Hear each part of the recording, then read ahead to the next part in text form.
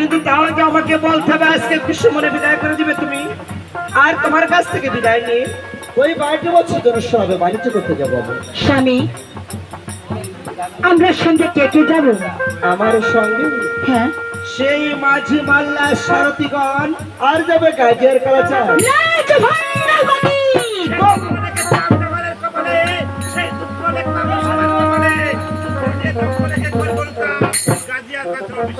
কমলা, স্বামী, তুমি আজকে গাজিয়ার কালাচারকে ভণ্ড বলে তিরস্কার করেছো। স্বামী, আমাকে তুমি ক্ষমা করে দাও স্বামী, আমি যে বড় ভুল করেছি স্বামী। হ্যাঁ ঠিক বলেছো কমলা, আজ মহান গাজিয়ার কালাচার তোমায় ক্ষমা করে দিবে। উঠে এসো, আজ খুশি মনে আমাকে বিদায় করে দাও। স্বামী, আমি কেমন করে তোমাকে বিদায় করবো স্বামী? কেন কমলা? এই সবে মাত্র আমাদের 2 দিন বিবাহ হয়েছে, আমি কেমন করে তোমাকে বিদায় দিয়ে এই গৃহের মাঝে থাকবো স্বামী? কমলা, কেমন কথা বললে? সবে মাত্র 2 দিন বিবাহ হয়েছে, কেন তুমি থাকবে আমার এই রাজপ্রাসাদে বাসর ঘরে? বাসর ঘরে 12টি বছর ধরে চাউল ডাল দিয়ে রেখে যাবো, একটা চাবি যাবে, চাবি থাকবে আমি জানার কাছে, আরেকটা আমি সঙ্গে নিয়ে যাবো। ও কি দূরে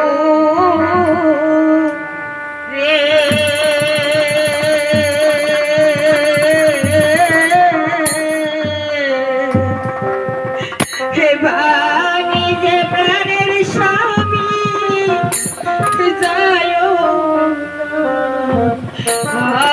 আরে এমন করে চোখে অশ্রু ফেলো না কমলা। ও